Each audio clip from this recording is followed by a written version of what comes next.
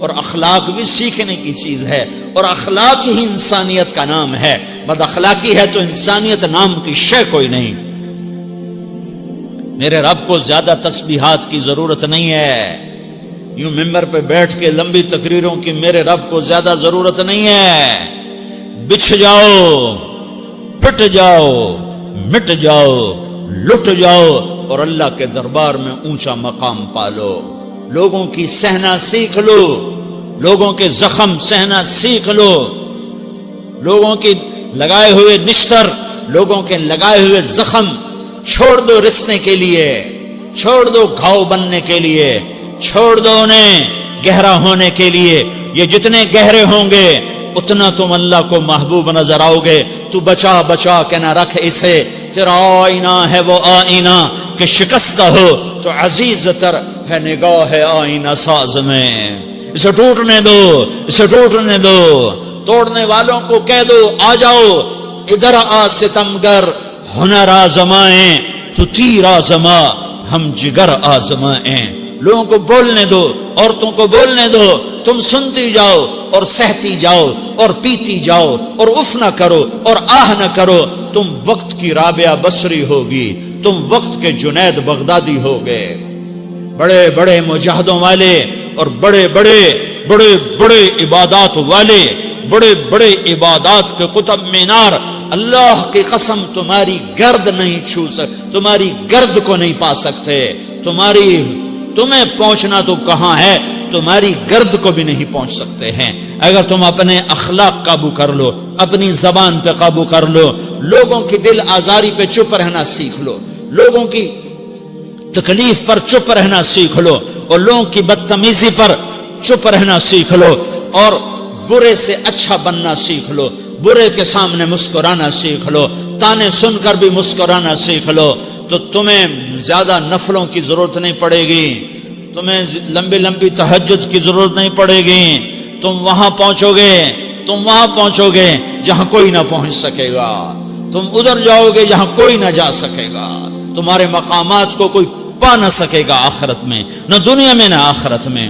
اپنے اخلاق بناؤ، اپنی آخرت کو بنانا ہے تو اس نفس کو پاکیزہ کرو۔ یہ نفس پاک ہوتا ہے دو باتوں سے، ایک عبادات سے، ایک اچھے اخلاق سے، اور یہ غلیظ ہوتا ہے، ناپاک ہوتا ہے عبادات کو چھوڑنے سے اور بد اخلاقی کا شکار ہونے سے۔ بد اخلاقی سب سے بڑی غلاظت اور کبیرہ گناہ سب سے بڑی غلاظت ہے، اور عبادات سب سے بڑی خوراک ہے، سب سے بڑی پاکیزگی ہے۔ اچھے اخلاق سب سے بڑی خوراک ہے، سب سے بڑی پاکیزگی ہے۔ گناہوں کا چھوڑ دینا سب سے بڑی طہارت ہے۔ یہ کرو گے اللہ تمہیں چمکائے گا، تمہاری دنیا بھی بنائے گا، تمہاری آخرت بھی بنائے گا۔ یہ اخلاق سیکھنے پڑتے ہیں، عبادات کو سیکھنا پڑتا ہے۔ اللہ کے راستے میں جاؤ، اللہ کے راستے میں پھرو، اور اپنے اخلاق بھی بناؤ، اپنا ایمان بھی بناؤ، اپنے کردار کو بھی بناؤ، اور مرتے دم تک یہ محنت کرتے رہو، کرتے رہو، کرتے رہو۔ کرتے کرتے موت آ گئی تو جو ادھورا پن ہے اللہ دور کر دے گا، جو ادھورا پن ہے اللہ دور کر دے گا۔ اور کوشش کرو 24 گھنٹے کی زندگی میں اس زبان پہ خیر کے سوا کچھ نہ نکلے۔ تم بے شک فرض نماز پڑھو، تسبیحات مسنون نہ پڑھو، تو لمبے ذکر نہ کرو، لمبے قرآن نہ پڑھو، لمبے نفل نہ پڑھو، میری ایک مان لو، یہ زبان پہ قابو پالو، اس زبان کو بند کرنا سیکھ لو، اسے ہونٹوں تلے، اسے دانتوں تلے دبانا سیکھ لو، یہ ہونٹوں کے در بند کرنا سیکھ لو۔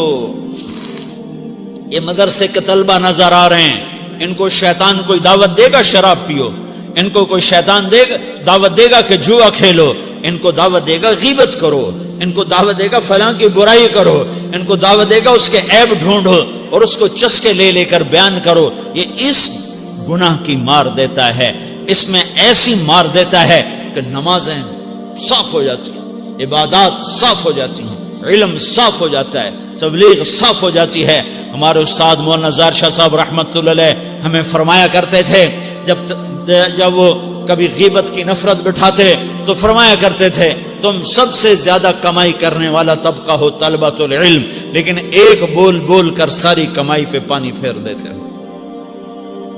تو میرے بھائیوں چاہے دین والے ہو چاہے دنیا والے ہو، مدرسے والے ہو کالج والے ہو، ایک عبادت کو بناؤ، ایک اپنے اخلاق کو بناؤ، تو اللہ تمہارے ساتھ ہے، دنیا بھی تمہاری ہے، آخرت بھی تمہاری ہے۔